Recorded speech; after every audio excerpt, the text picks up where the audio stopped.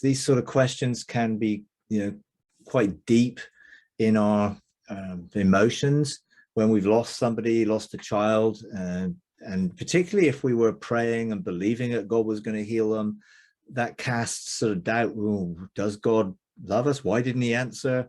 Why did this happen? And there's all sorts of questions that can be raised, which can often take us out of a place of rest, and where God carries our griefs and sorrows and helps us through the situation we're facing.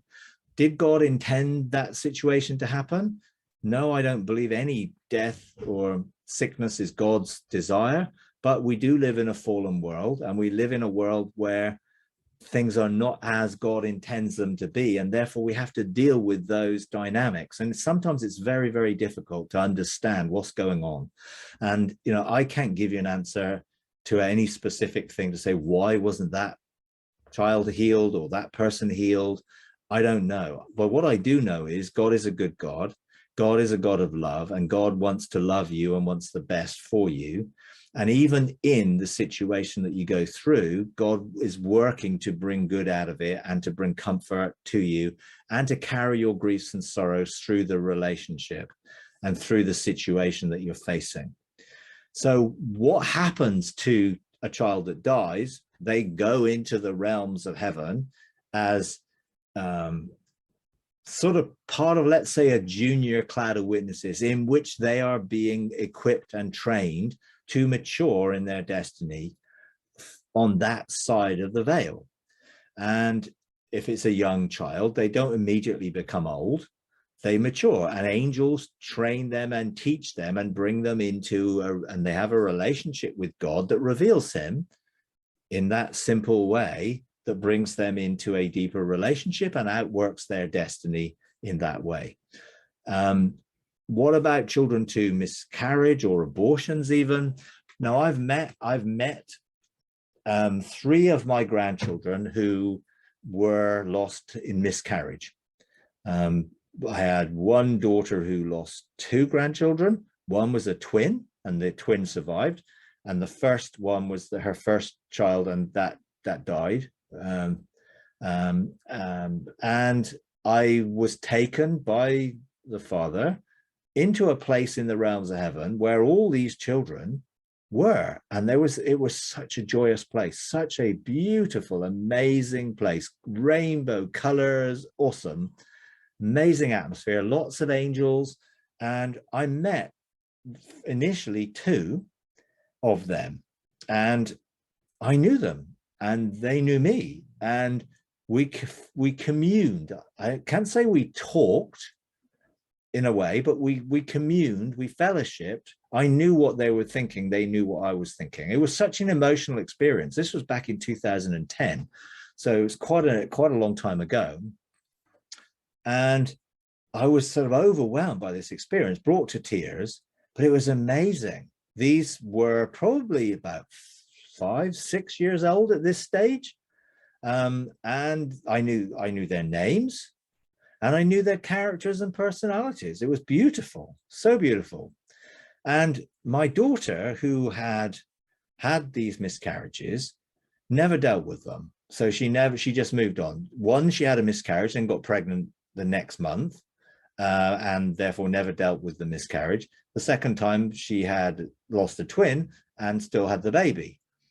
But it hit her at some point, and she was struggling with, I guess, maybe it was, postnatal depression, or certainly she was feeling really heavy. And I feel that God gave me this experience so I could help her. So I told her. It was a bit weird to tell the daughter that you'd seen these in heaven.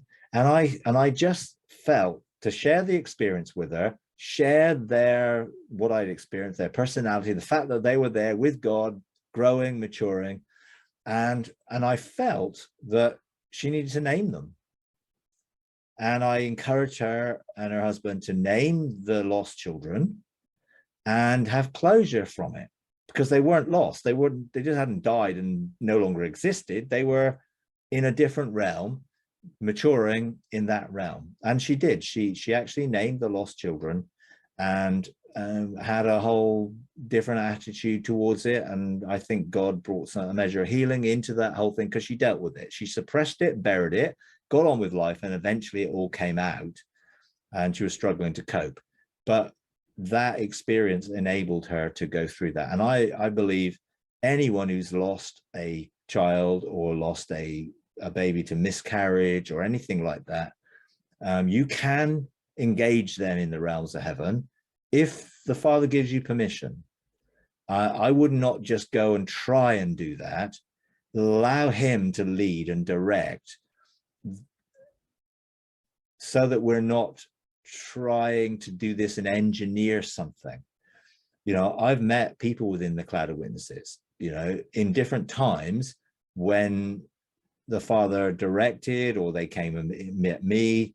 Be open, but ask the Father, can I encounter or see, you know, and he may give you permission, but he knows best, and he knows the timing of things.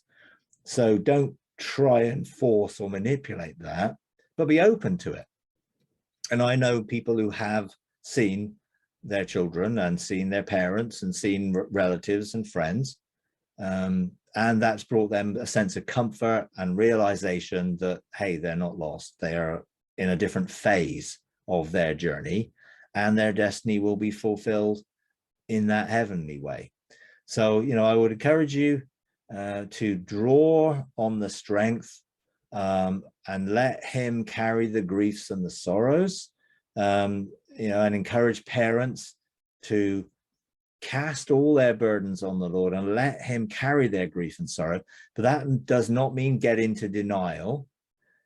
Don't deny emotions. Allow him to carry the weight of the emotions, so he can bring healing through the emotions.